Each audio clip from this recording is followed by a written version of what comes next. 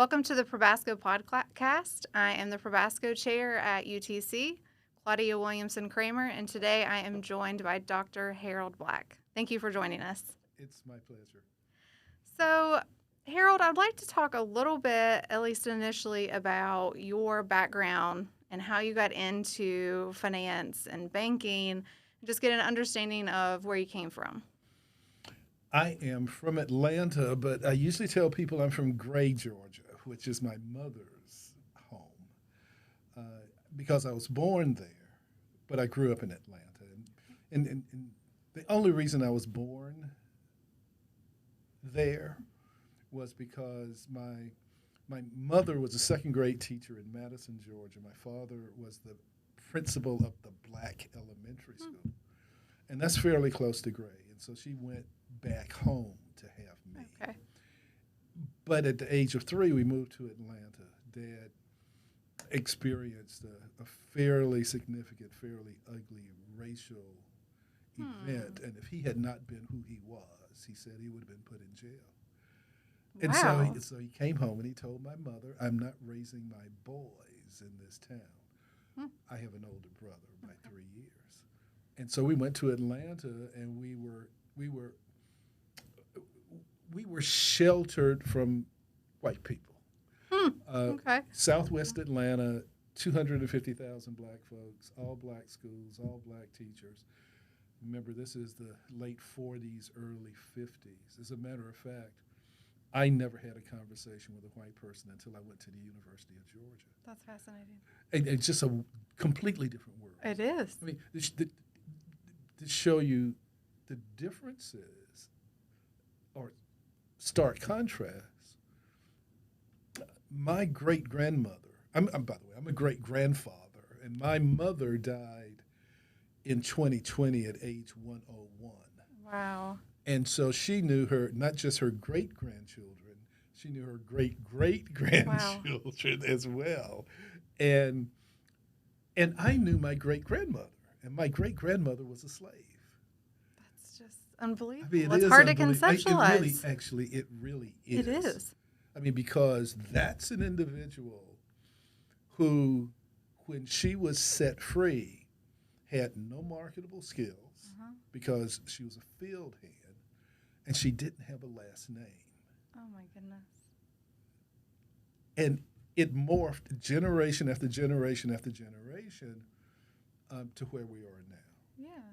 And so that's where those are my roots. I tell my kids that. I've given them all of our history. And so that's where I come from. My father comes from Americus, Georgia, which is known for Jimmy Carter. Oh, right. Because he's from Plains, and that's in the same county as Americus. Americus is the county seat. Okay. But that, too, is a remarkable family. My mother, by the way, is Fort Valley State University's first 4-year graduate. She was considered the mother of the university. Wow. My father came out of a family in which he had 7 brothers and sisters. And there were 4 boys and 3 girls. And his mother was a domestic, and she would not allow her girls to do any housework because the boys did the housework. and take it from me, I don't believe my father was the cook because he was awful. Yeah. But she said, I'm not training the next generation of domestics. And for someone without any education who was born in 1880 to think like that Right. was truly remarkable. It is. All 7 of those kids went to college. That is amazing. Yes. So I came there, and I went, up through the public school systems in Atlanta. I was 2 years ahead. I graduated from high school when I was 16. And that's because mother didn't believe in babysitters. So she always took me to her second grade class. And I could read by the time I was 4. She thought I was slow because my brother could read at 3. Oh. But by the way, my brother is one of the maybe 4 or 5 geniuses I've known in my life. He was a math prodigy. Wow. He was disappointed when he found out when he was in the 9th grade that he hadn't discovered the central limit theorem. But so she took me along, and so they finally enrolled me early, and I graduated when I was 16. Okay. And I went to an all-black school, Booker T. Washington High in Atlanta. And just by happenstance, I ended up at the University of Georgia as Georgia's first black male freshman. As a matter of fact, August 4th, they put my name on the new freshman dorm. I saw that. It was Congratulations. It was wonderful. It was just unbelievable. Along with two of the three women who came in with me, the two that graduated with me, the third actually dropped out after her sophomore year because of the interesting circumstances of those times. Let's put it that way.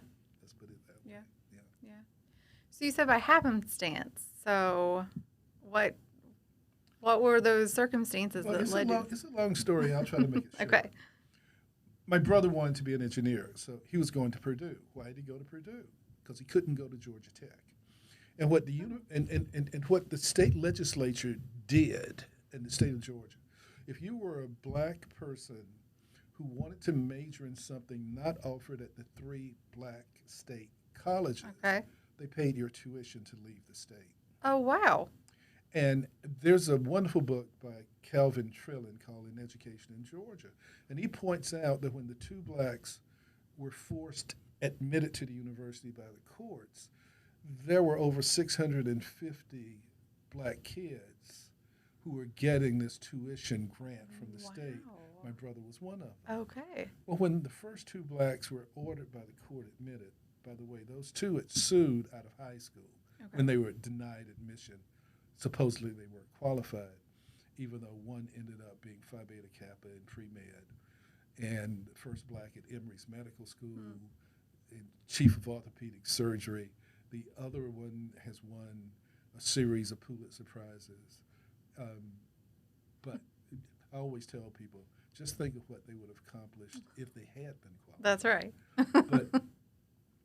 But when they were admitted to the university, the state said, well, if they can go to the university, then there's no reason for us to pay all of these hundreds of thousands of dollars. Yeah. So they withdrew the tuition. And so I was 15 at the time, and I was all set to go to Purdue, and my father broke my heart. Oh, I see. He said, I can't afford to send I can't afford to pay out-of-state tuition for both of you. You're going to have to find someplace else to go. And then And I knew that I was going to get scholarships to black schools. As a matter of fact, Morehouse, like many HBCUs, awarded early admission scholarships. So I'd actually been offered an early admission scholarship to Morehouse out of the 10th grade, now the 11th grade. I couldn't see myself as a 12-year-old freshman. Right. And so I tell people, being 2 years ahead, it meant that all the girls were taller than me, and I couldn't drive until my senior year, and I don't think my parents allowed me to drive by myself until after I'd graduated high school. So I never had a date in high school. Well, that will put a damper on it. And I said if I go into Morehouse, I probably would have never had a date as long as I lived. Yeah. I'd have been so socially maladjusted. So, and I did. I ended up getting 4 or 5 academic scholarships. I got 5 band scholarships, 1 to the Ohio State University. But it was a partial scholarship, and Dad couldn't pay that other half plus room and board. So he told me I couldn't go to Ohio State. I was secretly thinking I could go to Ohio State and transfer to Purdue. But people say, why did you go to Ohio State? I went to Ohio State to get a PhD. Right. So people say, well, why did you go to Ohio State? And I usually say, I wasn't smart enough to go to Purdue. I see. So Georgia had been in the headlines. And my parents, interestingly enough, had said in September of that year, they were wondering why the university, after being ordered desegregated in January, did not take a single black undergraduate student. They took 1 black student in September, Mary Frances Early, who received the first degree. She was in a 1-year Oh. music ed Okay. master's program. Okay. As a matter of fact, the College of Education at the university is now the Mary Frances Early College of Education. Mary Frances is a dear friend of mine. We talk maybe once a month or so. And I was so pleased when that occurred. And so I said, what about the University of Georgia? Because my parents were talking about the university. And they looked at me and they said, okay, get a catalog. Well, it wasn't in the library at my high school because that would have been like putting the Moscow Conservatory catalog in my high school. I mean, I didn't even know that Georgia were the Bulldogs, and my high school were the Bulldogs. Okay. When I found out Georgia was the Bulldogs, I said, really? You mean they named them after my high school? Because I know we didn't name our Bulldog after that. Right. Bulldog. No way. No. So I got a catalog. My school library had to order one. And I looked at it, and it was $89 a quarter. Remember, this is 1962. Okay. And even with room and board, Dad said, I can afford that, but they'll never take you. Because they were rejecting all of these black kids. That weren't qualified. That weren't qualified. Right. As a matter of fact, because when they rejected Hamilton and Charlene as not qualified, we thought, remember, this is all segregated. And we knew that white folks weren't flipping geniuses, right? Because the evidence we had were white folks spitting on black kids trying to integrate Little Rock Public Schools or Clinton, Tennessee. And we said, those folks can't be geniuses. What do you mean we're not qualified, right? And so, especially because Hamilton comes from a family of doctors. And he was an A student at Morehouse, and he was valedictorian of his high school class. Charlene was in the same class at Turner High, and she was number 2. Wow. And they were doing really well in college. And because when they were admitted to Georgia, they were in their final semester of their senior years in college. And so we thought they would never go to Georgia because all they needed to do was stick around 3 more months. And Georgia had a 2-year requirement. Oh, wow. Okay. And they did show up at Georgia. Okay. And so because of that, I applied. And they asked for race on the app, as if they didn't know what color you were if you went to Booker T. Washington High. They asked for a picture. They asked for they asked, as a follow-up when they found out I was black, a letter of recommendation from a Georgia alumnus. Oh, wow. Now, how many black folks would know? Right. Well, fortunately, my dad worked full-time at night at the Atlanta Post Office, which was one of the few integrated environments back in those days. Okay. And he was resentful of the fact of one thing. All of his co-workers as postal clerks who were black all had college degrees, but none of the white postal clerks did. Wow. But all the supervisors were white, and they all had college degrees. His supervisor went to the University of Georgia. So Dad wrote the letter, and he signed it, and we sent that in. Then we get another letter that says, as part of your application, you have to come for a personal interview. Our representative will be at O'Keefe High School last week. The letter was dated after the interview was supposed to have taken place. The ironic thing is that 4 years later, my father was in the first wave of black teachers and administrators going to integrate public schools. And he was the assistant principal at O'Keefe. And at his funeral, people from O'Keefe who came said that my father literally single-handedly stopped there for me race riots. Because O'Keefe sits in the middle of Section 8 black housing on his left, Section 8 white housing on the right. Neither two had ever come together except in not so pleasant circumstances. Yeah. And then all of a sudden they were forced into the same school. So we go to Athens and interview the most unrepentant racist I've ever met in my life. Okay. And unfortunately, his name is on my diploma. He was the registrar. I've tried to purge it off of that, but it doesn't work.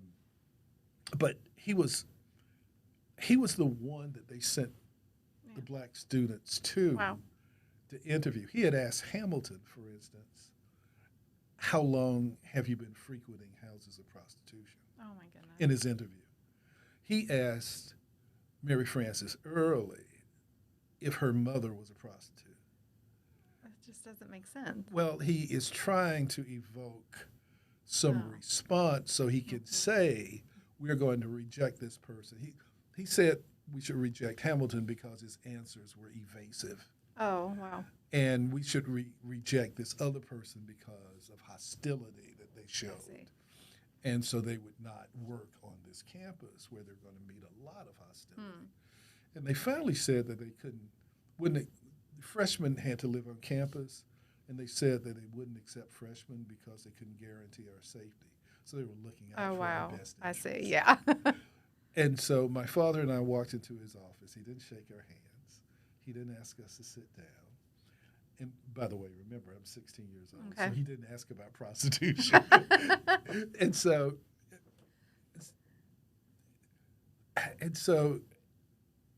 first thing out of his mouth was, why do you want to come here? Because we don't want you here. Wow. This is the administration, right? We don't want you here. Why do you want to come here? And my response was, that's why I want to come here. And he didn't like that response. I would imagine not. And he actually said, we were probably in there 15 minutes, when out of his mouth came, I don't know if I can say this or not on this podcast. Of course you can. He said, I don't know why you niggers want to come here because you have 3 perfectly good schools to go to. That's just really hard to even think about. My father, I've never seen math before. Seriously, never heard him curse. He reached over, pulled me out of the seat, and said, let's go. And we walked out. And we got in the car coming back to Atlanta, and Dad said, well, that didn't go very well. He said, what's plan B? Yeah. We didn't have a plan B. Yeah. 2 weeks later, postman knocks on the door. I answer it. He hands me an envelope. I can show you the picture on my phone. Wow. It's a white business envelope with a red and black border that says, congratulations, and closes your acceptance to the University of Georgia. No. That is, I think happenstance does not quite capture this story, Harold. We have not been able to figure out ever. Wow. What happened? Why they picked me, because we know of at least 4 other black males who were turned down. At the naming ceremony for the dormitory, one of the women was one of 4 women from her high school in Athens to apply. She was the only one accepted. The other 3 went to HBCUs, and 2 of them later on came back to Georgia and got advanced degrees. So they were picking and choosing. They were being selective. And my mother speculated on why I was the one, because they claimed that if we lived on campus in a dormitory, they couldn't guarantee our safety. And when we arrived on campus and walked into the dorm, and the house mother showed us to my room, there was 1 bed in the room. And of course, there were 500 freshman white boys in the dorm. And mother said, because this is how they talked back in those days, is he the only colored boy who was going to be here? And the house mother said, yes, ma'am. So we go back.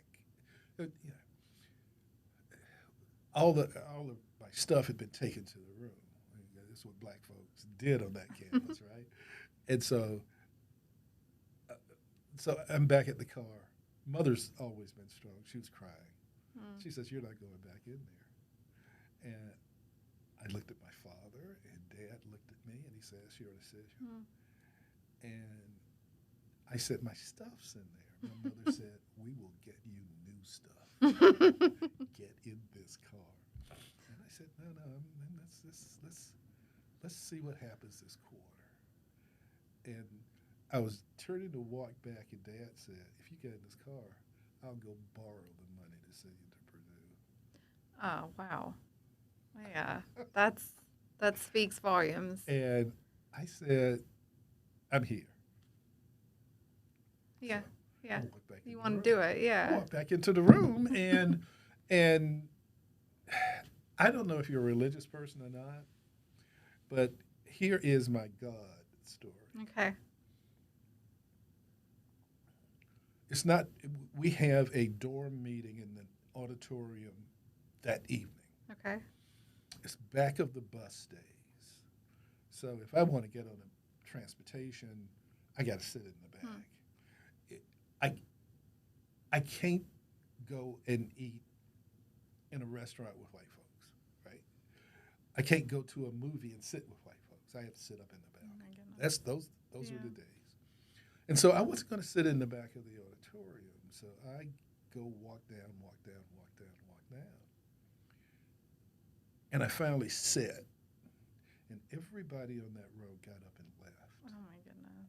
The three boys sitting directly in front, right in front, turned around and said, because they heard the commotion, they turned around and said, "Can we come sit next to you?" Oh. And they did. And walking out, ran into two of their friends from high school, went back to my room. We talked all night. And those five boys were my closest friends. Oh, wow. And it's like God said, "Go sit in that chair and I'll take care of you." Because my dad had said, "You're not going to have any friends because they're going to have to give up your friends to be Right. their friends to be yours." As a matter of fact, one of the five boys, when he got back to his room, his best friend, who had known ever since elementary school, told him, "You can't be my roommate." And they went through much more hell than I did. I mean, but, my windows were broken out so often. I had a window crew come by every morning. My My God. room was set on fire 3 times. Harold. Oh my. I had so much fun. I did. I wasn't a passive person. Yeah. I hate to go on and on and Oh on. no, this is great.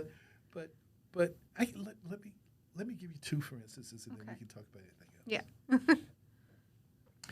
See, I'm kind of on a roll because of all the events at Georgia, and I gave a speech there 2 days ago, and everybody wants to know this history. So It's fascinating, especially given where we are today. We need to talk about this. and where we came from, like And I said, my that's great right. grandmother. Right? Exactly. Yeah.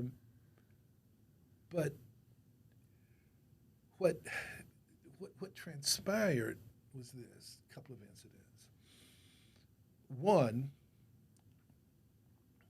I had this bathroom, this whole wing of the dorm, all to myself.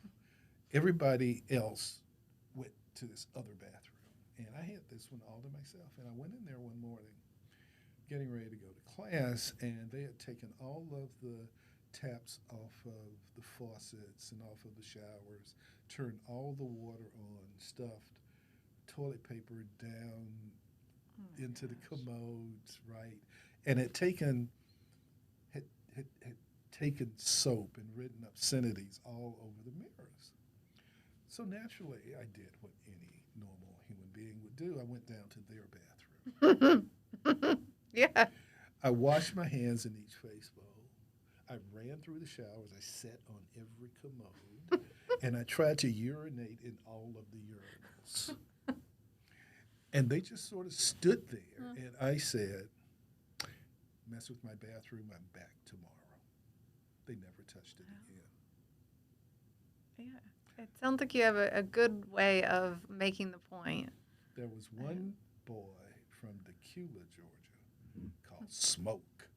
Okay. who's really physically imposing, had a ducktail hairdo, wore leather jackets and tight Levi's, and cowboy and motorcycle boots. And he actually physically harassed my friends, and and so and threatened them. He and his buddies, and he lived in the same dorm. He lived in Reed Hall, and I always wonder. I do know what happened to him. So one day in the cafeteria, he was sitting there with all of his little buddies, and I just walked down and sat at this table and said, "Hey, Smoke, how you doing?" And everybody got up and was running away, and he started yelling, "I don't know him. I'm not his friend." And I said, "I'm your best friend as long as you mess with my friends." Oh, yeah. He stopped messing with them, and they stopped being harassed. It's just fascinating. You see, everybody would think, of course, that we were going to be passive and turn the other cheek and all of that sort of stuff. But I was actually so young and so naive. And, I mean, I went to every sporting event. None of the other kids did. Like, when I came out of high school, I was the number one ranked clarinet player in the Southeast among black high school students. I'd won every competition you could think of. And I got those 5 band scholarships. And Georgia had the Dixie Red Coat Marching Band.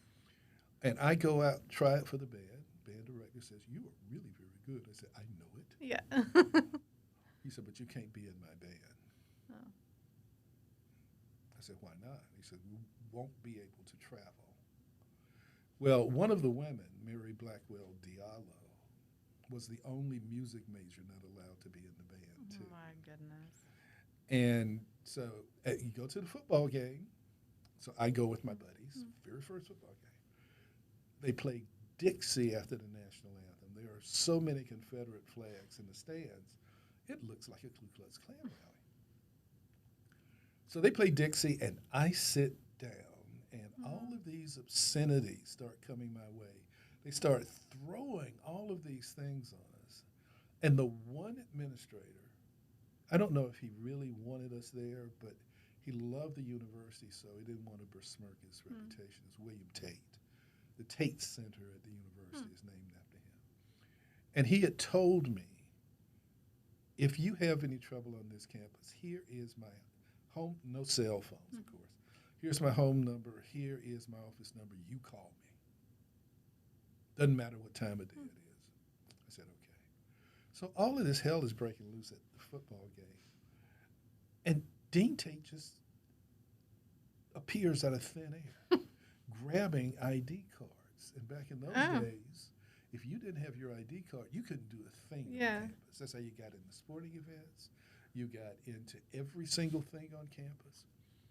And he started grabbing IDs. And the only way you could get your ID back is to go to his office. Go see him. And so all that nonsense stopped really quickly.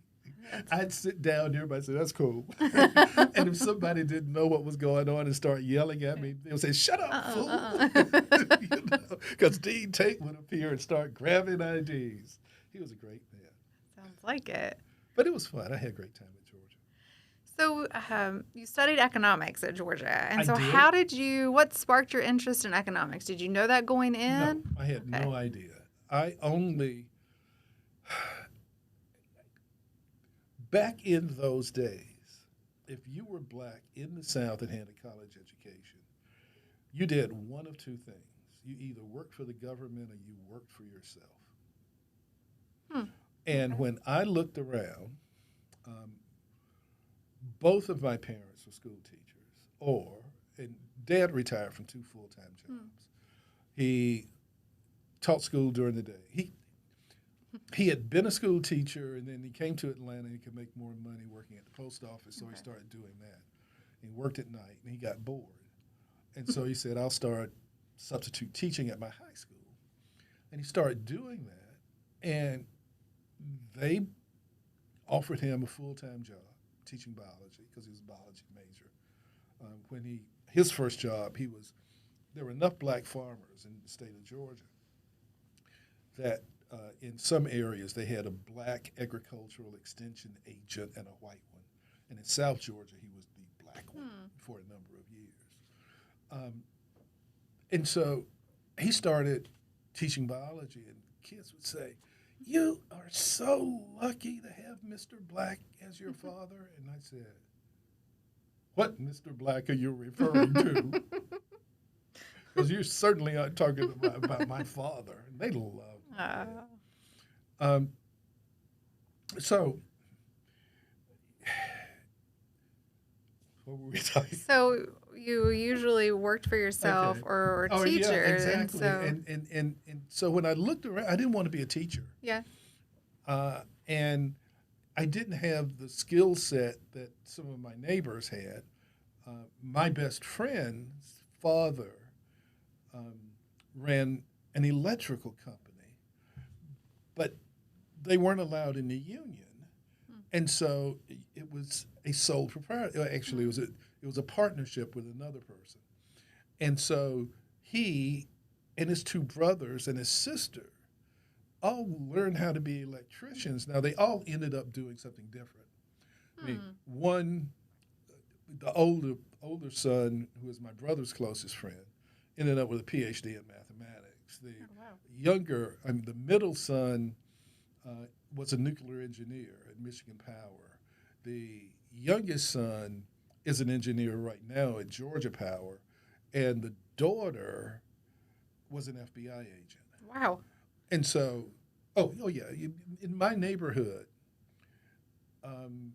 every single child that I know of went to college and graduated. Wow, that was expected. That is just unbelievable. I mean, we had a upper middle income neighborhood. Yeah.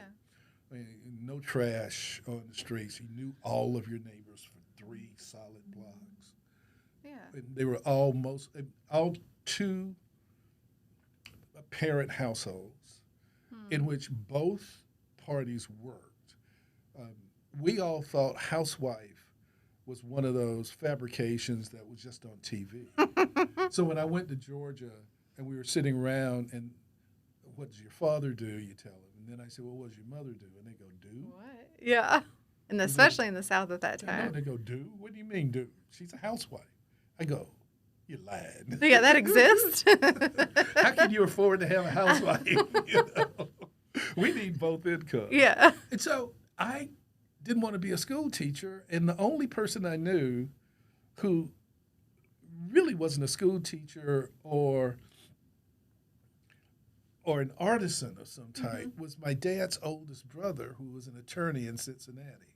And so I said, well, I want to be a lawyer. Yeah. My brother said, I want to be an engineer. I didn't have his math skills. Yeah. So I knew I didn't want to do that. And so I said, I want to be a lawyer. Well, Georgia, pre-law, was either in arts and sciences or business. Okay. Well, if I went into arts and sciences, I would have to take a foreign language. And I had a year of Latin and a year of French. And I found both of them to be absolutely worthless. So why would I want a year of whatever in college, right? It would just be another worthless language. So I went to the business school that didn't require foreign language. I see. And I took economics. Well, I'm very glad that you did. And when I took economics, it was like I have found the answer because there were all of these perplexing things that I couldn't answer. And I talked to my parents about it, and they really couldn't answer them either. Mother said that I would always ask why, and it's not like why, like the children do. Our Google was Encyclopedia Britannica, and so my parents would always say, go look it up. Go find an answer. It may not be the answer, and then come back and we will talk about it. And I would say, okay. It's like, I had in a sense, the right parents, in a sense, because, for instance, my algebra teacher told my dad, he says, Harold would be an A student if he didn't try to solve everything his own way. And my dad said, can you do the problems the way he wants you to do the problems? And I said, yes, sir. He said, well, do them. And then when you get home, do them your way. And then let's sit down and talk about it. Yeah. Yeah. Yeah. And that natural curiosity There's a book by Joe Baylor, a professor at Stanford, called Limitless Mind that everybody ought to read. Okay. And she says that doing it your way builds your neural passageways. And so I was building neural passageways and didn't know it. And so I take my first econ course, and the sort of how to address problems was what was emphasized in that course, and how to address them using micro. And I had been doing really well, although you wouldn't know it from my home. At the end of my first quarter, back in those days, your grades went to your parents. Okay. So, Eldred Black, father of Harold Black, my grades. Dad opens my grades after my first quarter. Remember what I'd gone through. He takes them, he looks at them, he balls them up and throws them on the floor. He points his finger at me and he says, "Don't you ever bring grades like that again into this house." I said, "Oh, okay." Okay. I picked the grades up and I unfurled them. I made an A, a B plus, and a B. Oh. Okay. Okay. 2 quarters later, I make all A's. My dad looks at me and he says, "Don't they give A pluses at that place?" Oh, my. Well, that pushes you. Right? Yeah. Okay. So we had these conversations as to why. And it turns out that my parents' instincts were inerringly correct. But then I discover through economics that most people's instincts are also correct. And economics confirms that. And so I sort of found a way of thinking. The thing is, I was making good grades. I had the only evidence I had that my parents were proud of me was that when I got the letter inviting me to Georgia's honors program, my mother took that letter and framed it. But she never said, "I'm proud of you." Yeah. They thought back in those days if they ever said that, you wouldn't work as hard. Right. Yeah. So I believe I only had one multiple choice true false exam during my whole 4 years at Georgia because we just didn't have those then. And so I had 2 exams plus a final that counted for 50% in econ.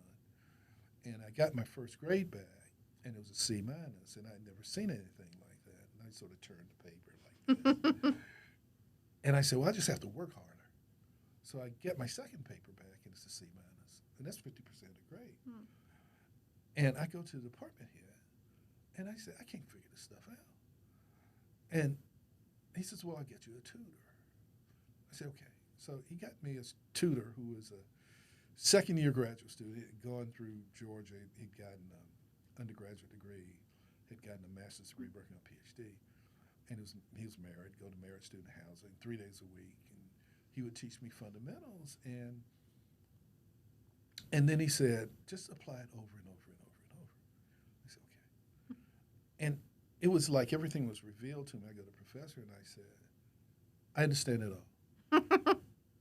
If I make an A, since it counts for 50%, it's all inclusive. Will you give me an A in the class? And he said, yeah, I'll give you an A. But he looked at me as if I was speaking in tongues, right? Yeah. But he knew that I'd been making good grades because I was the only black person there in the whole college. Yeah, they knew what you were doing. Right, in the whole college. And speaking of which, all my freshman year, nobody sat on the same row. and nobody, they started sitting on the same row my sophomore year, but when I got into the honors program, the classes were so small and so intimate that they had to sit next to me. And ironically, the first person sitting next to me, he tells the story, was named Bob McTeer, who is past president of the Federal Reserve Bank of Dallas, and he retired to be chancellor of the Texas A&M system. Oh, wow. And my tutor was Phil Graham. Oh, my goodness. Oh, wow. Oh, wow, is right. Yeah. So you can imagine what sort of training I think you got. had several God moments sprinkled throughout exactly. this. So you can imagine what sort of training I get. And it's and the faculty were mainly libertarian anyway. Okay. They were. I cannot think of a single faculty member I didn't have that wasn't a free market person. As a student, did you recognize that then, or was it now looking back? No, I knew it because my parents were no excuses people. Yeah. My parents, my parents thought handouts were insulting. Right? Yeah. And my parents always stressed education, and my father hated FDR, but for good reason. You see, I've actually written a paper on systemic racism for Liberty Fund, and it'll come out eventually. Okay. But I'm looking for systemic racism in society. And when I Google it, and I list, there are 100 items, but they're all symptoms. They're not causes. Okay. Okay? So I said, no, that's a symptom of something. Yeah. If you talk about a disparity, that's a symptom. Right. Why does that occur? Exist, yeah. Well, I found one tangible evidence of, well, look, we used to have systemic racism called Jim Crow laws. Right. My father told us both. He said, Jim Crow laws prove that you're every bit as good or probably better than those people. He says, because if you weren't, they wouldn't have any laws. There you go. Yeah. Right? Why you wouldn't need the law. That's right. Why would you have a law to prohibit somebody from engaging in something if they couldn't engage in it without the law? That's right. Right? Yeah. And he would tell us that. And so we were always sure of ourselves, let's put it that way. And Georgia made me even more sure of myself. But so you have all of this stuff out there, and so when the Jim Crow laws went away, the one case I found of legal sort of systemic racism was in the FHA, which was one of Roosevelt's great recovery New Deal things. Well, FHA invented redlining. FHA refused to lend to homes in minority neighborhoods. And my father applied for his first mortgage and was turned down. And from that day converted him from being a Democrat to a Republican. And he hated FDR. Well, direct evidence. And we have the vestiges of it now. We do, yeah. Right, because of black home ownership being so low compared to what it should be, what it would have been. I mean, white ownership was incredibly low too until FHA comes along. By the way, a good friend of mine who's dead now, who is a very, very famous professor of finance and accounting, was Jewish. And his parents hated FDR for the same reason, because they wouldn't lend in Jewish neighborhoods either. Wow. Yeah. It's fascinating to hear you talk about it, and also knowing the legacy of your research. And so you're studying economics. How do you get to graduate school? Well, I decided I didn't want to be an attorney, and one of the five boys who befriended me was also in the pre-law program, and we were both accepted to law school out of our junior year, so you didn't have to go your senior year. Oh, okay. He went and I didn't because I had decided that I wanted a PhD instead. And I had written this paper on the Federal Reserve, and I asked the professor, how did he become one of those guys? And he said, well, he either got an MBA and work for a bank and then run the bank, or you get a PhD in economics in one of the areas that the Fed observes. And I said, okay. Because I like banking and I like monetary processes, so sure. And it so happened that the premier monetary economist, Carl Brunner, was moving from UCLA to Ohio State. Okay. And so my advisor, sort of informal advisor, because my regular advisor dumped me, but that's another story, said you need to go to Ohio State. They've got Carl Brunner, they've got Bill DeWall, they have Ernst Baltensperger. They will have the best core of monetary economists who are also free market economists that you will be able to find. So I applied to Ohio State along with other graduate schools. And Ohio State took me, they gave me what was called a Mershon Fellowship, which is a complete total free ride. Wow. And so my parents didn't have to pay a penny during my entire, 4 years in graduate school. I went to Ohio State. I walked into Carl Brunner's office and I said, Dr. Brunner, I came here to study with you. And he looked at me and he says, graduate students do not pick me. I said, yes, sir, and I walked out of his office. And so I took his course in monetary theory. And at the end of the course, he comes up to me and he says, well, Mr. Black, do you still want to write under me? I said, yes, sir. He says, well, you can. Oh, wow. I said, okay. Okay, yes. Yeah. I mean, it's just like being chosen, right? Yeah, I mean, it is. See, look, growing up in a house in which your brother is the smartest person in the room, and you can't get to that standard. I always tell people if I had his smarts, I would have won the Nobel Prize in economics a long time ago. His daughter, by the way, and his son both are really, really smart. Both have PhDs. His daughter is the dean of the School of Engineering at Iowa. Wow. With a PhD in engineering from Michigan. And she used to say that when she run into math problems that were intractable, she'd call my brother and he'd tell her the answer. Oh. That's very impressive. He got me through calculus. Yeah. I mean, I said, I don't understand trigonometric identities. He says, think of this, envision this. And I said, I understand. I mean, it's just like I told that professor about I understand it all, and I took the exam, and he said, did you make an A? I said, yes. I said, I don't think I missed anything. I come back, I got a B+. I said, didn't I make an A? He said, you made a 96. I said, but you promised me an A. Mm-hmm. He said, look, if I added all that stuff up, you would have made a B or a B-. You ought to be thankful I gave you a B+. I'm still mad at that guy. Well, I mean, it's understandable given the, what you were able to accomplish. But look, but you see, the thing with Brunner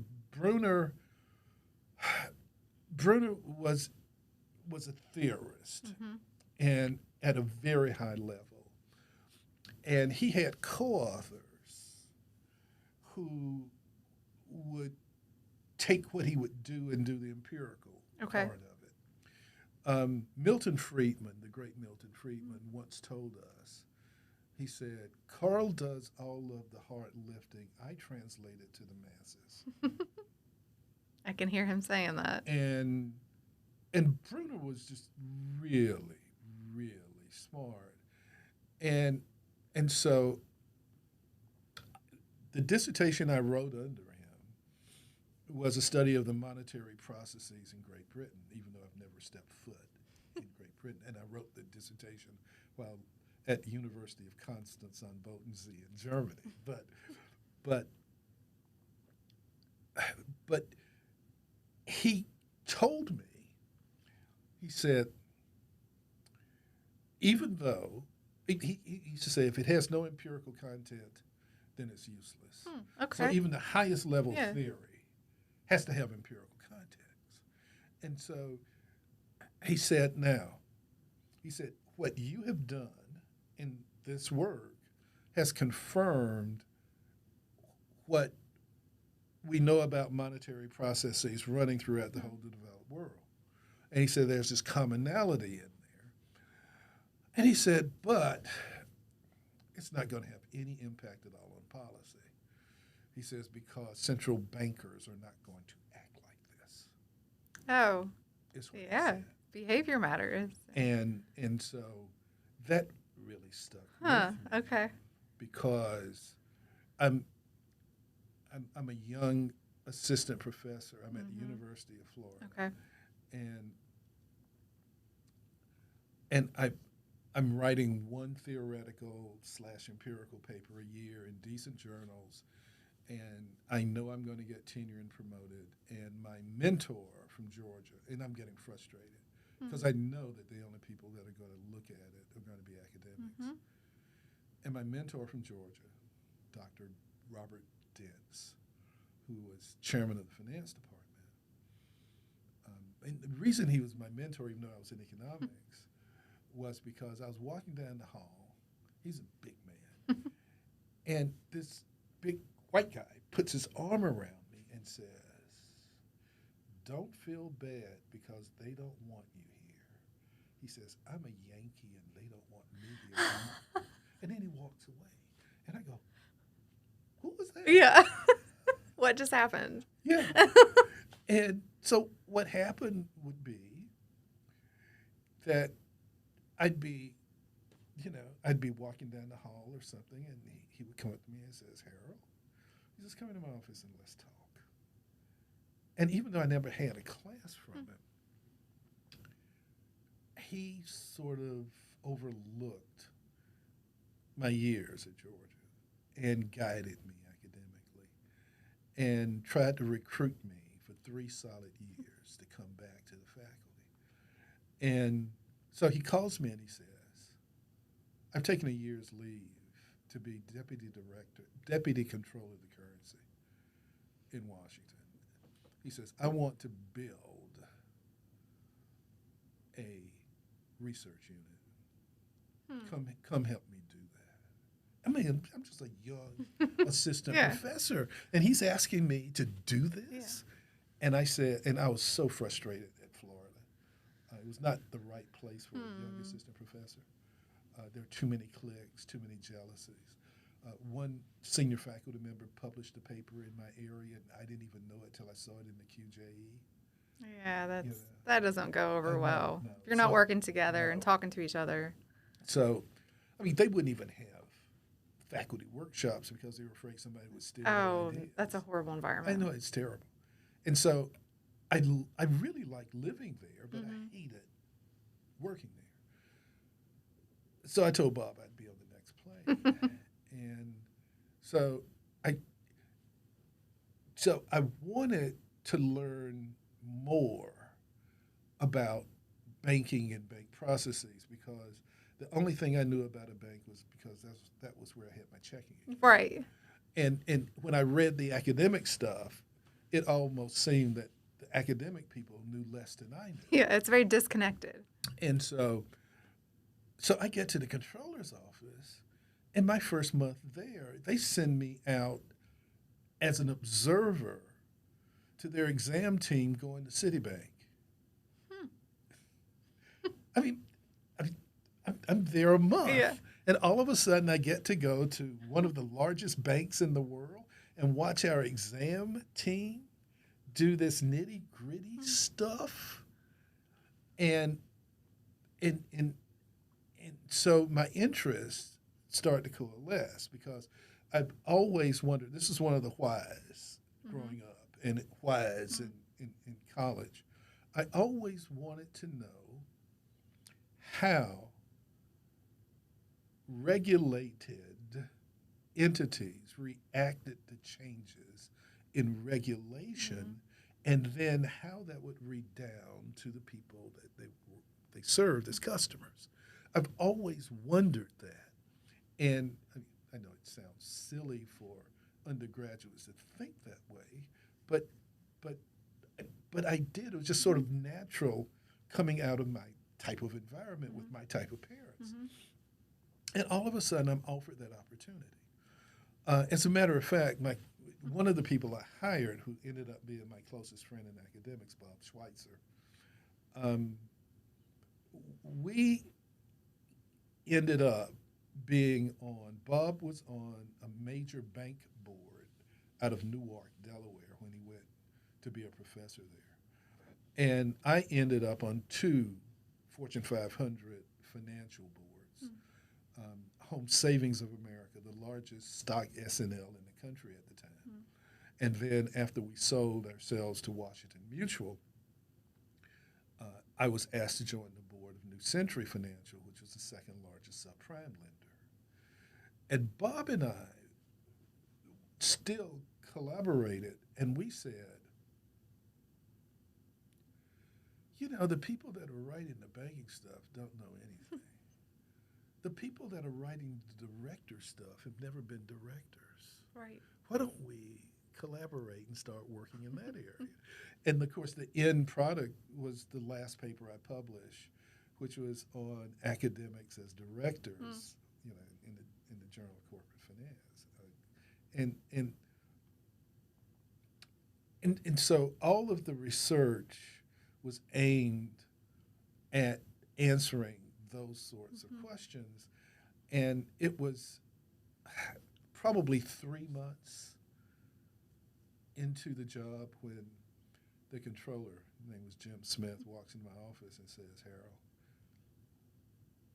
he said, national banks have been accused of discriminating against blacks in the lending decision for mortgages. Go find out if it's true.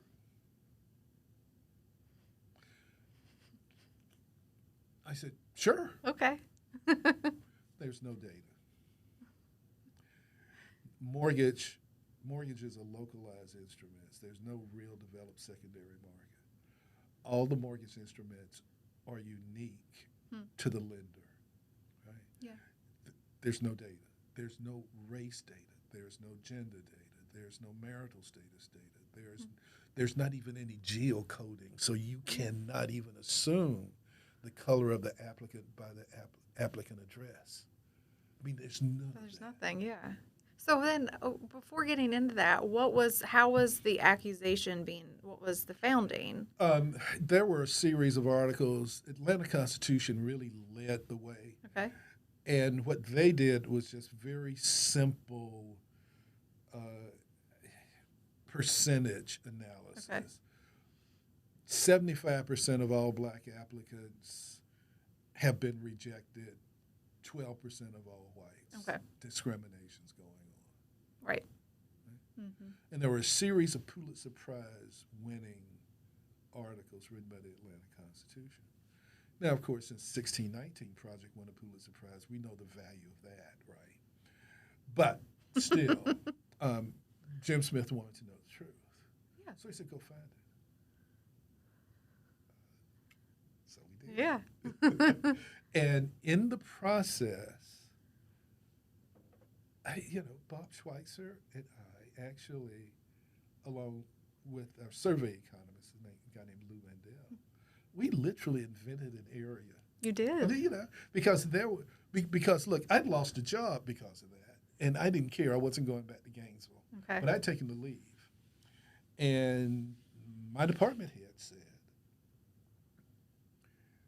he said, you're on track for being promoted and tenured. And I said, yeah.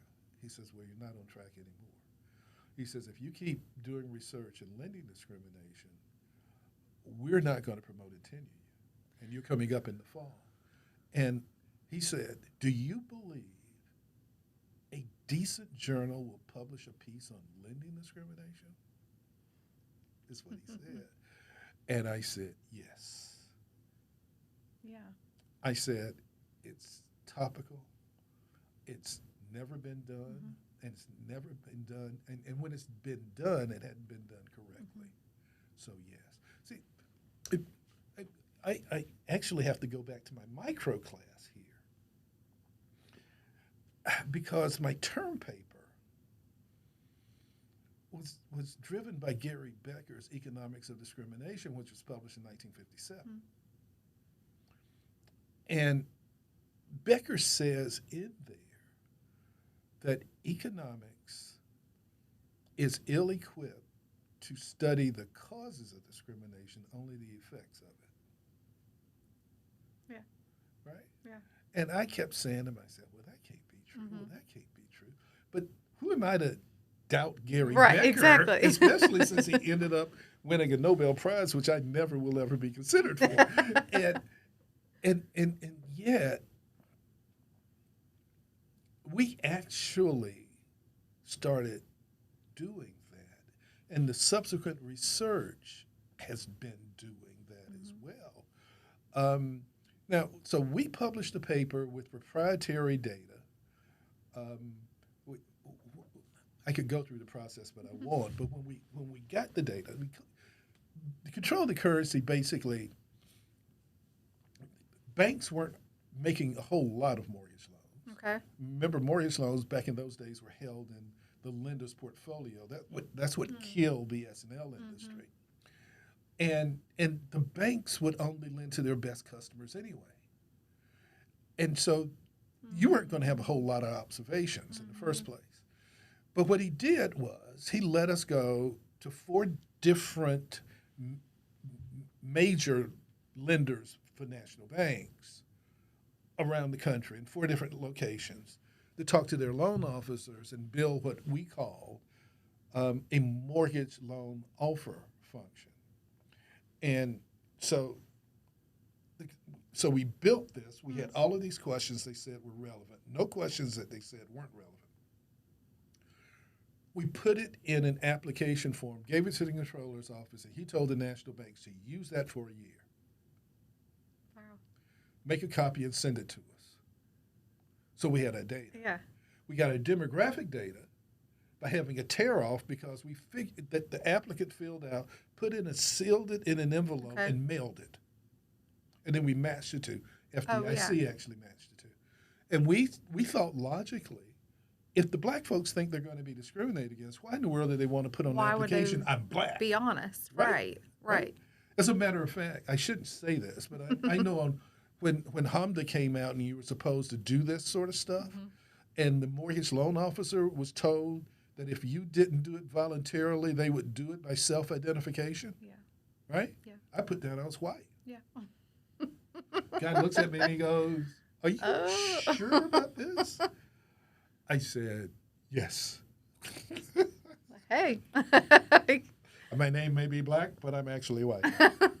Interestingly enough, I was able to trace an immigrant ancestor. Oh, yeah? Back to Liverpool, England. Oh, well, that is Who was fair. born in 1679, died in Middlesex, England in 1725. So I feel like going back to Liverpool and finding the TOWLES people who are still in Liverpool. Yeah. I said, hi, I'm your long-lost cousin. Yeah. Surprise, surprise. But regardless. So we got the data, but we didn't have a statistical technique, right? Yeah, right. Because it's a binary dependent variable. Ordinary least squares says it's got to be unbound. And so we said, okay, we're getting the data, but we don't know how to do any estimations because they're not going to be blue. Yeah, that's right.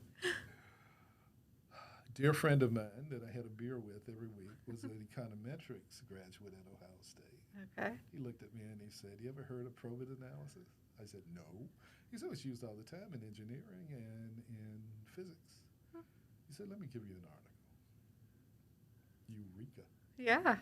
We published the very first paper in probit logistic regression analysis in business. We have the first article. That is amazing. Right. Yeah. And then when the HMDA data comes out, I had asked the people, because my tenure in Washington and all that sort of stuff, I knew every single member of the Board of Governors, and I knew they were going to do this study. And I asked the person who was over that area, I said, Bob Schweitzer and I have done these series of papers. And he says, yeah. He says, matter of fact, we're going to use your technique, and we're going to use your method, and we're going to use your model, but it's going to be run out of the Boston Fed. And that's the Manel et al. Paper that I keep reading. I read in some sources that they say was the seminal paper in lending discrimination. And Wait a minute. And I said, it would be helpful if you read that paper. That's what I tell those authors. Yeah. And they said, I did. I said, well, then why in the first page does Manel says, drawing on Black Schweitzer Mandel, right? Right. And you wouldn't call that one seminal. Right, yeah. Right. So you wouldn't call that seminal. So from the initial test and the initial paper, where you find that there is some evidence of discrimination in lending, and but then your conclusions, I would think, or the implications of those findings maybe don't go along with what people's preconceived notions are. Well, one of the things is from the very beginning, my thinking had when I read Gary Becker, I said, well, why would a rational person discriminate against anyone if the act of discriminating came at a cost to the discriminator? If it comes at no cost, then go ahead and discriminate. Right. But if it comes at a cost, then why do you do it? Right? Now, Becker actually sort of talks about that because he talks about a psychic income stemming from discrimination. But yet, one of the examples he uses is real income coming from it because he does this. He's a Chicago Cubs fan. Okay. There are only 16 Major League Baseball teams when he writes this book, okay? And he says baseball discriminates against blacks. And the reason you can tell that is because the average salary of black players is higher than that of white players. Huh. Because every black who is on a Major League Baseball team is a star. Is a superstar. Okay? Yeah.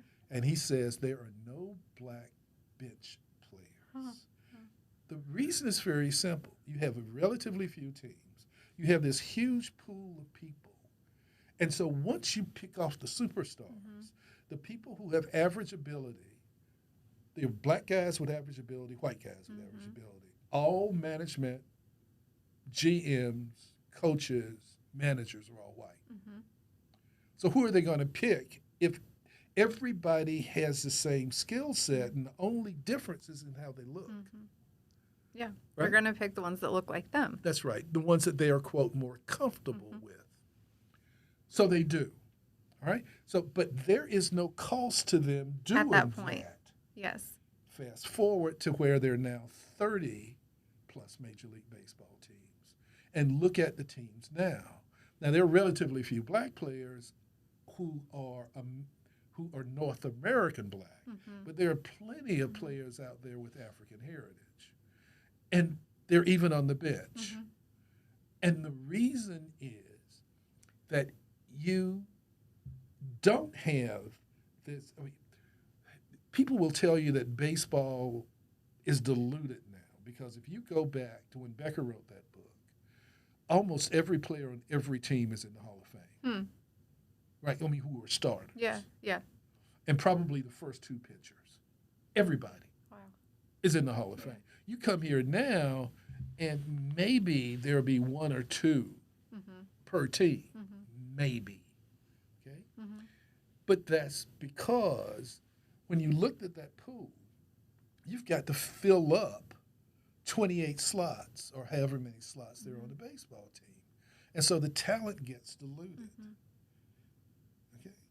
And so you would expect to find discrimination when Becker is writing, but less discrimination now. That's right. And it's because of competition, and it's because of the number of competitors out there. Yes.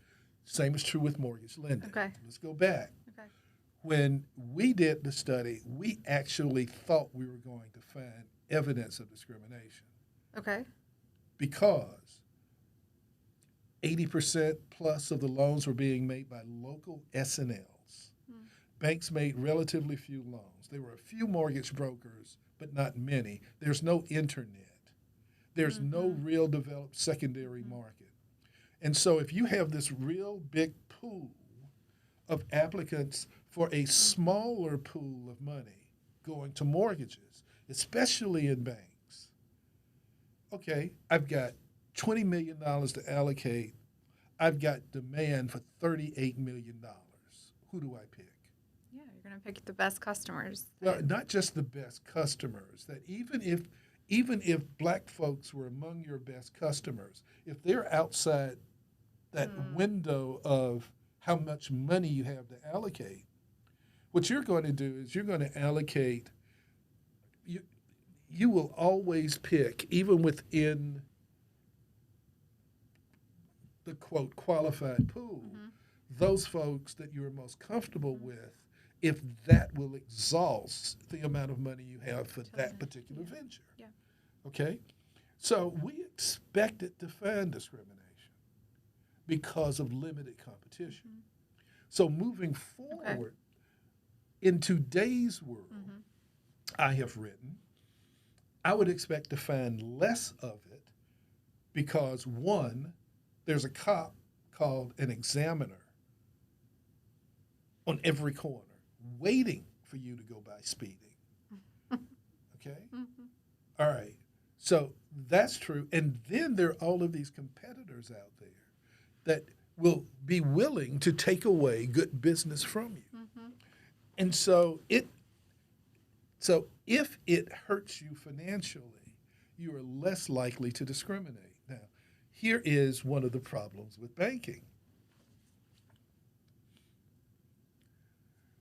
If a loan officer is compensated the same, regardless of whether they accept or reject an application, then it may well be that the loan officer may decide to discriminate because it doesn't hurt them financially. They will not bear a financial cost. Right. So what would be incumbent upon the bank, and by the way, I have done this for banks, is to look at the accept, reject, no decision by loan officers to see if there is a pattern of discrimination. As a matter of fact, suppose you are compensated for accepting a loan. Not only are you compensated, but because I was on the board of 2 lending institutions that specialize in lending mortgages, then I knew about yield spread premium. Now, most people have never heard of it. But that is a major form of compensation for loan officers. And it only goes to them if the mortgage is accepted and sold in the secondary market. So you would say, well, if that's true, then we would expect them to accept all the applications that even remotely qualify and then max out the yield spread premium. Well, Ray DeGeneiro and I took a look at that, and we found out they didn't max out the yield spread premium. Well, if you don't max it out, do blacks pay more than whites? Do women pay more than men? And then why is that? It turns out to be a bargaining issue. Interesting. That if you go and you say, well, what's the rate on my mortgage? And they say 3.5%, and you say, what I always say, on everything.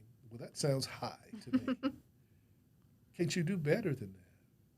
Well, let me go ask my boss. Yeah, sure. And they go ask the boss, and they say, they come back and they'll say, okay, we can do 3. Yeah. Okay? Yeah. Well, what you've done is you bargain away part of the yield spread premium. Yeah. Okay? So it's just like this. I've told my kids, and they've done this. So when you go apply for a mortgage, tell them you are not paying any closing costs. Okay. Yeah. And they said, can we get away with that? I said, of course you can. You just go tell them that. You say, look, I'm helping you out. Right? I'm helping your CRA out. because I know I'm qualified. I know what my Right. income is. I know what my credit score Yeah. is. I know you're going to grant me this Mhm. loan, but I'm not going to pay any closing costs. That's good Is advice. what I tell them. And they I like never that. have. And I never have either. But I only found out these things, by the way, because of work experience outside of academics. But then I've taken that and then I bring it into academics. And I had a colleague at Tennessee. I gave a paper once, and Ray was sitting in there, and he can tell you this, that he says, how do you know these things? I said, all you have to do is go work in the industry that you are writing about. Go into the real world. Exactly. Go into the industry Yeah. and see how things work. And then you can write these sorts of papers. That's great advice. And what gives me the most satisfaction is that this has made a difference, because all the regulators took our technique, and they, unless I'm way out of it now, but when I retired, they were still using this.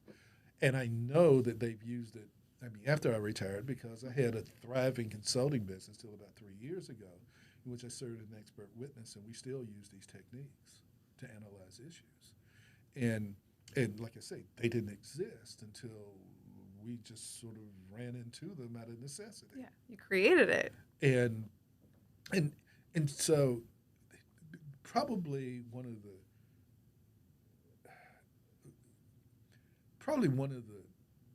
major compliments that I've ever gotten was from Bruner,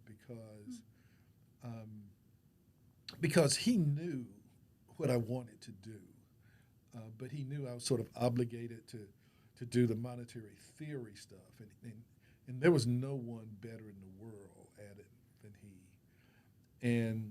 But yet, when I went to Washington and started delving into structure issues, and then started doing the discrimination stuff and the regulatory stuff, well away from monetary theory.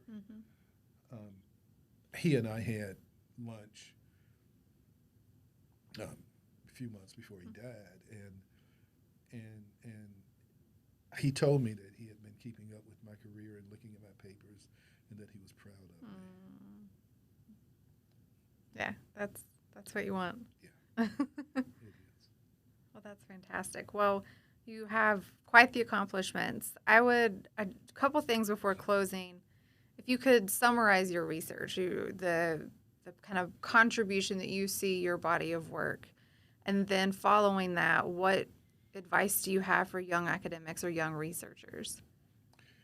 Well, in summary, like I said before, there's a cost to regulation. I mean, regulation is not free. I mean, we did a study at the Comptroller's office in which we looked at the cost of changing the wording of one regulation. It may have been a Reg B, but it was a small wording change that was done. And what did we find? We found that the banks had to change all of their literature. They had to change all of their training, just because you change one sentence of a regulation, and the cost was like in the hundreds of millions of dollars. Well, that hundreds of millions of dollars has got to be made up, because what you have done is you have given them a cost with no associated revenue attached to it. Yeah. Right? It's like hiring a CRA officer, right? And so what we were wondering is, how would that filter out through the economy? And so we started looking at issues like that, and because we knew, you already know that regulation is not costless, but then you see it. And, Dodd-Franks is probably one of the very best examples, because writing a piece of legislation to protect consumers ended up in having banks get rid of consumers on the low end Yeah. because of the cost of implementing the regulation. So you actually make the people you're trying to help worse off by trying to make them better off. And you know that that is true for a lot of the consumer-based regulation. Well, in some of our stuff, it's not necessarily the pieces that were published in academic journals, but pieces of that we wrote in more popular sorts of journals. But also in some of our academic stuff, we always tried to make that sort of point. And so I think more than anything else that we were wondering about the impact. If you change this regulation, how would you change bank behavior? Yeah. Okay? Yeah. I mean, because you would. Because if you don't change bank behavior, then there's no reason to have the legislation. Right. Exactly. Yeah. And then one of my good friends in academics is Ed Kane. And, at one point in his career, if you probably wanted to list the top 20 minds in finance, Ed would make everybody's list. Well, Ed came up with the regulatory dialectic, which is based on Marx' dialectic, which says, in Marx, you have the thesis, and the reaction to the thesis is the antithesis, the antithesis. And then those two get a reaction called a synthesis. Well, for Marx, it was capitalism, communism, socialism. For Ed Kane, it was regulation, circumvention, and then re-regulation. Oh. And so we sort of incorporated that into the stuff we did.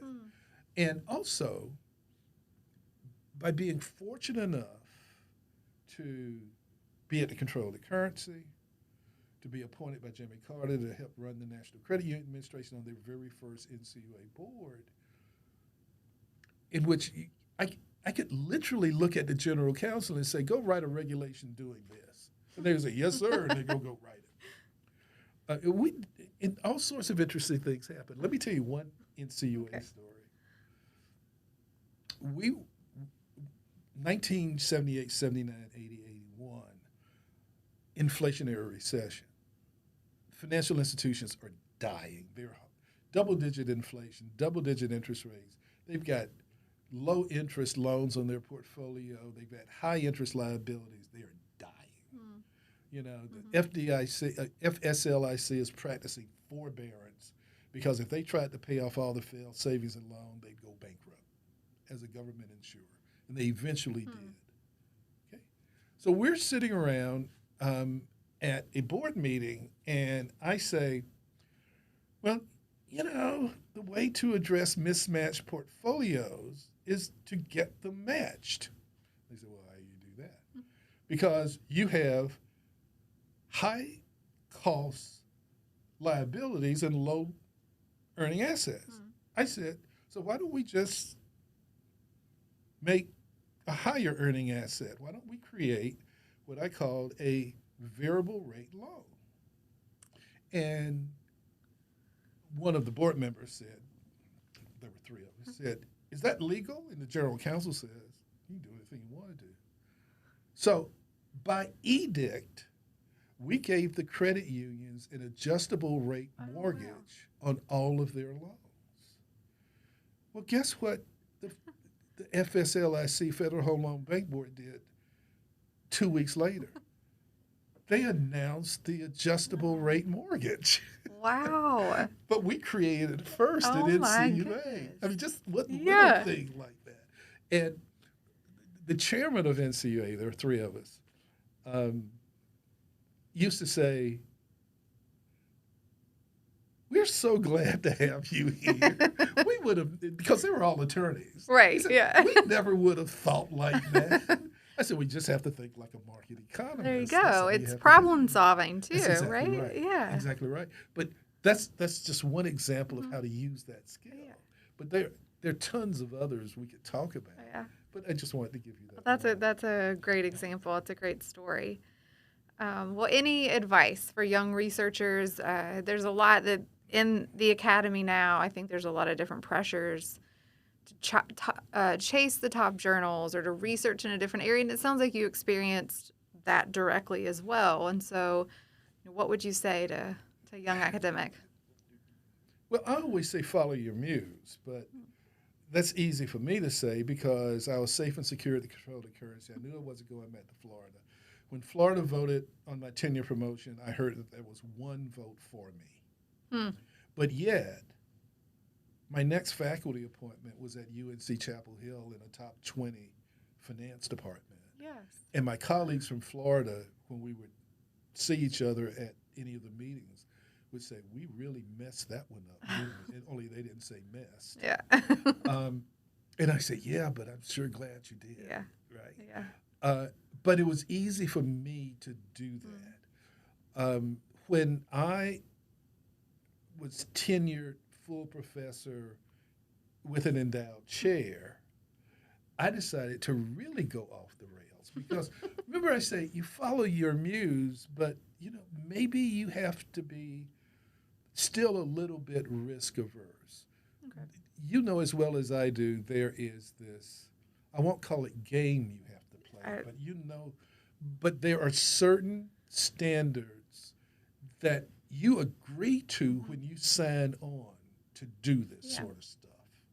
And I really do think you have an obligation to do that. Now, if that obligation can come and be satisfied in some innovative way, then go do that if that's what you want to do.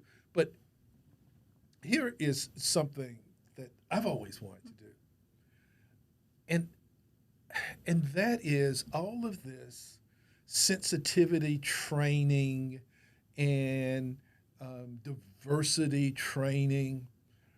Well, I've always wanted to know, does it work? And I haven't been able to find any studies to show it works. I've found studies to show it builds resentment, especially amongst those people who think that they're not discriminating. I'm not a racist, but then the training tells them that they are.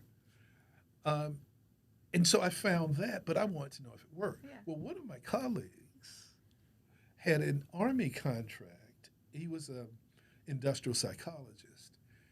And he had a survey that they would give new recruits. Okay.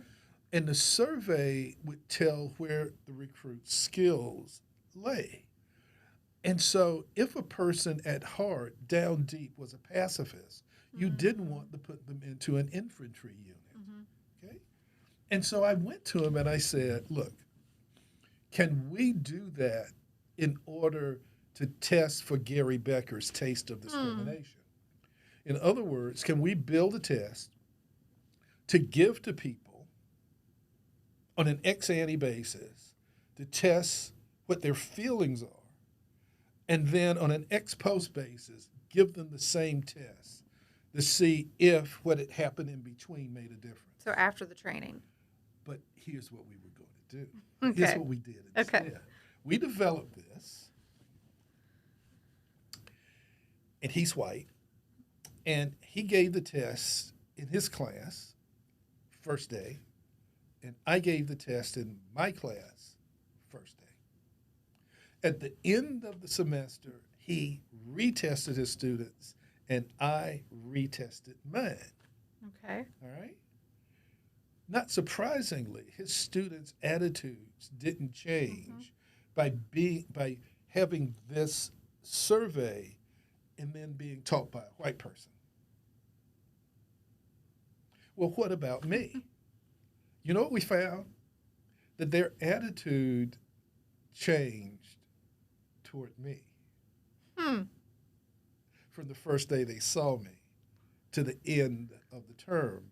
But their attitudes in general didn't change at all. Oh, wow. It's that, well, I'll evaluate him on an individual basis, but I'm going to keep my prejudice against the entire group intact. Okay? Yeah. It's like when I showed up at Georgia and they said, well, you're an exception. And I said, I didn't know it until I walked into here. Because I'm not an exception where you're from and your peers. Right. I'm just one of the guys. Wow. Right? Yeah. So here's what we did. we offered this instrument for free to my banking clients to test the effectiveness of all of this diversity training that their loan officers were being subjected to. Right. Okay. Everyone turned us down. Oh. You know why? They don't want to know if it's effective or not. Because if it's not effective and some tort attorney gets a hold of it, they'll sue them saying, well, why in the world do you still employ these discriminators as your loan officers? Yeah.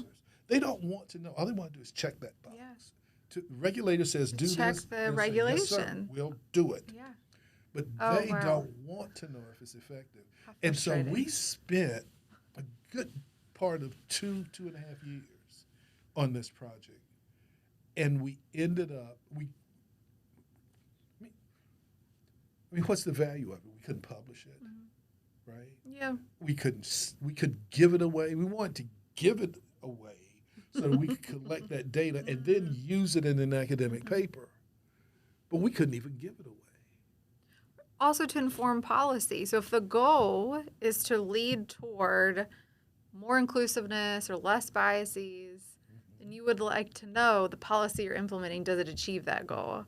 But apparently, as you're suggesting, and it's not that surprising. But let me tell you one other thing. Okay. When we were doing our work, people would be saying, well, we know that there's discrimination because virtually all of these loan officers are white, and they're discriminating against black people. And so, my father would say, that sounds good if you're interested in sounds. Oh, that's a good line. I also have another one that my mother said. But, and so when we started looking at the data and analyzing this stuff, I looked at Bob and I said, where are all the Asian loan officers? Oh. And Bob goes, you're right. Because if we had done sort of a regular sort of simplified analysis and had Asians versus whites, our coefficients would have shown that the whites were being discriminated against. Okay? Yeah. And because Asians are more creditworthy as a group. As a group, right. Than whites are. Okay. Okay? And so where are all the Asian loan officers? We couldn't find any, but yet they had much higher acceptance rates than whites. So we knew that wasn't the reason. Yeah. And also there was an author at Harvard named Ian Ayers, who incidentally I went up against several times in expert witnessing and showed that somehow Tennessee can beat Harvard in things other than football. But he had a wonderful paper on economics of discrimination in the automobile lending market. And he found what we always knew, and that is women pay more for the same vehicle. And, of course, the reason is they don't bargain. They don't negotiate. But blacks also pay higher than whites, okay? But one of the things that was revealing about his piece was that there was no difference in the way black customers were treated by the black salesman than the white salesman. So there was something other than race that's driving that, okay? Now, in this world of ours that's always been incredibly race conscious, that's even more so now because it seems that no one has a sense of humor anymore, that if you talk about that, you'll say, well, look, if black business people, we found it's particularly true with bankers, right? When we would test what black bankers did and what white bankers would do, with black customers and white customers, there was virtually no difference, right? So we said, look, it can't be motivated by race. There's got to be something else there. And what I've tried to do is to try to find what that something what else is it? Right? And so like I said, part of the answer is what Bob and I came up with, and that is bargaining. That there are certain groups that don't bargain as much. When we were talking about home mortgages, for instance, back in the day, we found that blacks didn't bargain away those yield spread premium because they've been told all along that you are more likely to be denied because you're black. So when they're told that you're accepted, they go, "Thank you, Jesus," right? Yeah. Yeah. And so they're not going to say, "I think that rate's too high." Yeah. That is an interesting consequence of being told that you're being discriminated against, of how you change your behavior. Exactly. Yeah. Yeah. And so that's what I've tried to do. I've tried to think through these and not have that answer, well, it's racism or it's systemic racism. For instance, I read these pieces about systemic racism in education in K through 12. And I said, if it's systemic racism, then it means that black folks are the ones practicing the racism because all the administrators and most of the teachers in the school system and all the superintendents are black. If you go to Detroit, go to Atlanta, go to D.C., and you're going to tell me that the racial disparities occur because of systemic racism? And it's like I have a dear friend who teaches physics in New Orleans. And we were discussing this issue. And he looked at me and he said, because we were talking about CRT, right? And CRT in critical race theory in the schools, basically telling white folks that they've got a leg up on black folks simply because they're white. And he looked at me and he said, well, then what do I tell my white students who are failing? Yeah.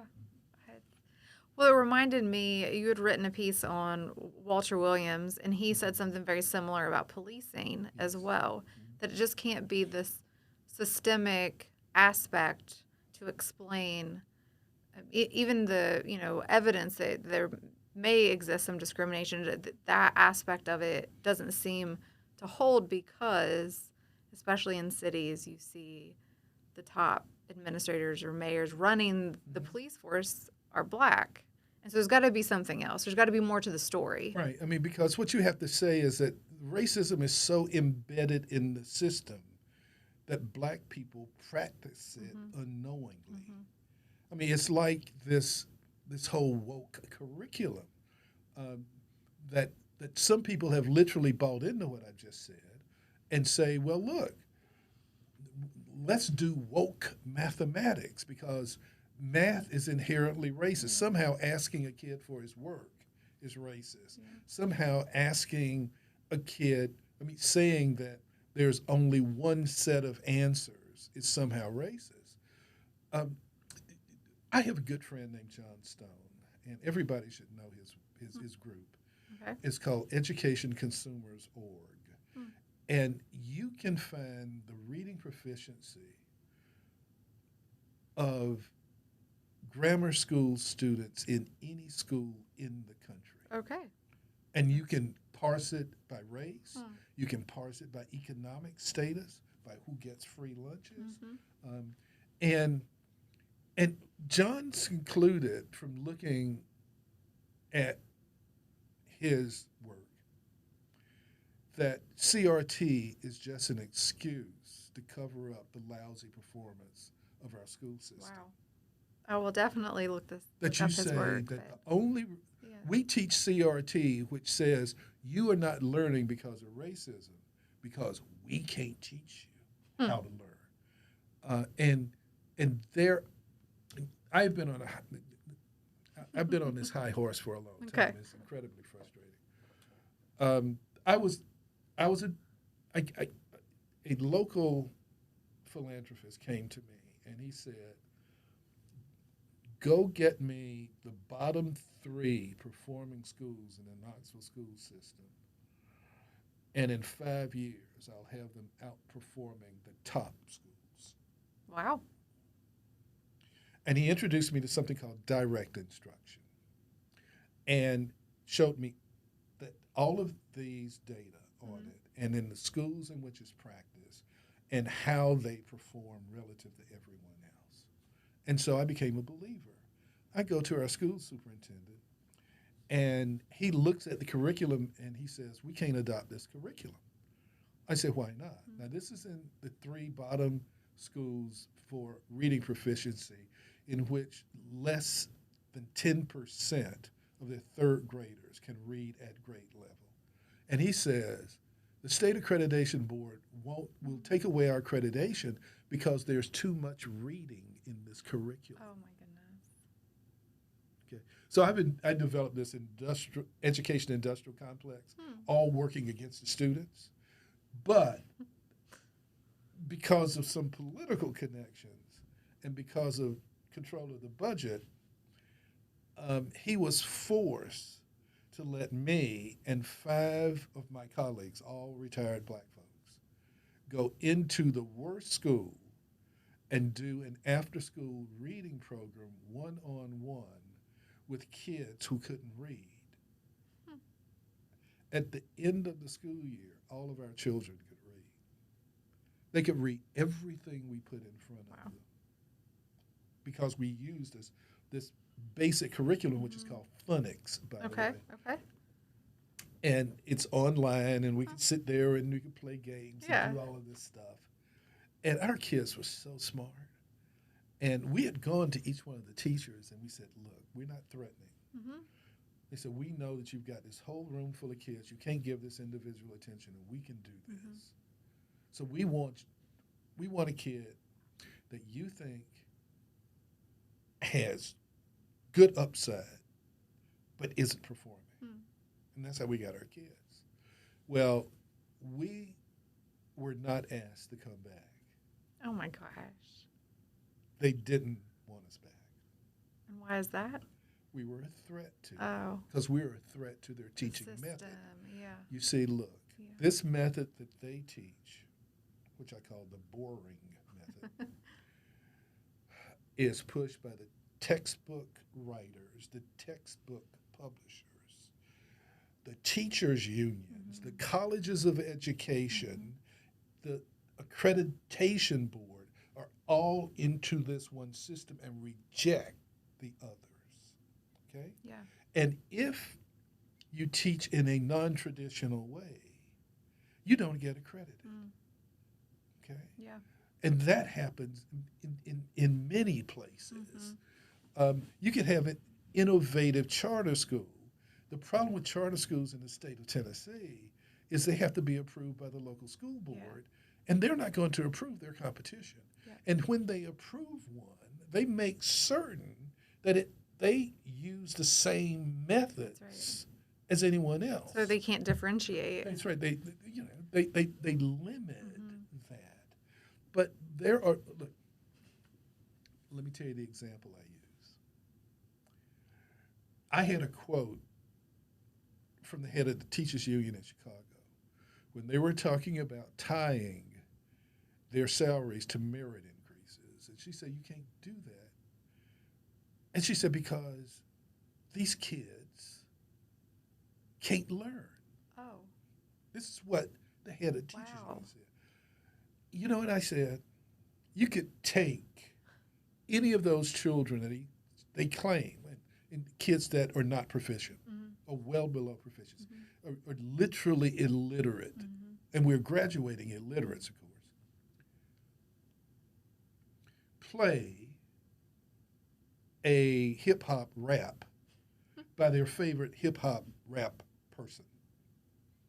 They will know every word after 1 or 2 listenings. I tell people if we could get 50 Cent to rap War and Peace, our kids would know Tolstoy in a week. That's true. For real. Yeah, I agree. One other example. Why is it that these kids who are not proficient, many of them, end up being very proficient at sports? Have you ever heard a quarterback call out the signals for a play? It is a foreign language. There is no way that even I understand all of that gibberish, right? But yet you have these kids who barely can read, who say, oh, yeah, and go do exactly what they're supposed to do. Okay, so why don't we teach our kids like that? Mm-hmm. Why don't we have all these alternative methods of instruction? You see, look, if corporate America were told to educate our children, our kids would be proficient. We would have Lake Wobegon, right? Everybody would be above average. Yeah. I'm serious. Yeah. But we don't because we have no competition or we have very little. Or That's very why little. that's why choice is so important. It is important. You see, if one wants to talk about a world in which you have no competition, what are the consequences of it? All we have to do is look at the American education system. You're right, unfortunately. Okay? Yeah. Because American education system is our socialism in this country. And we know that there are no success stories in socialism. Yeah. And they're very so one of my professors from the University of Georgia was being criticized on his evaluation form by the students because of how he taught. And he looked at me and he was reading the evaluation. I'm sitting in his office and he's laughing. And he says, Harold, he says, I have never ruined a good student. Yeah, that's pretty good. And so you know what it means? It means that whatever teaching method that they are using isn't going to ruin people like you, people like me, right? But go find a kid who is in a single parent household in which that single parent doesn't have a college education. I'll be very brief with this because here's what we found. And I talked to John Stone about this, and John says, Harold, you're right. I said, well, you're the expert. He says, yeah, but I never thought of it this way. And that's some people will say it's because of the difference in our pigmentation. Because if you come out of a household like the one I just described, you don't speak English like you and I speak English. You speak a completely different language. It's true in poor Appalachia, too. It is. It's true in poor white households. This isn't a racial issue. And by the way, John Stone's work shows this. It's not a racial issue. But if you go to school and don't have the ability to speak like the better students and the teacher in the class, then you start learning English as a foreign language. And so you're trying to learn English while everybody else is learning other stuff. So you start behind, you stay behind, you don't catch up. And the empirics in education says that the only way you can catch those kids up is through this method called direct education, instruction. That's the only way. If you don't do that, then those kids are destined to fail. You can literally predict, and I've seen this, the number of prison cells you're going to need by looking at third grade proficiency. Wow. Huh. It resonates with me. So I grew up in West Virginia. And so poor Appalachia, it's a lot of the issues that are discussed are, what I also grew up seeing. And so bringing that up is obviously something that's important to me. And then, as you were saying, even just through the education process, and I think that's how I was able to get out. And like I said, it was just a lot of the similar issues, not similar experiences, but a lot of the kind of the same things I think that motivated probably both of us. Has a lot of common ground there. Well, Harold, I'm going to wrap up. It has been a pleasure. Thank you for joining the Probasco Podcast, and hopefully you will come back and we can do this again. I'd love to. All right. Thank you. You're welcome.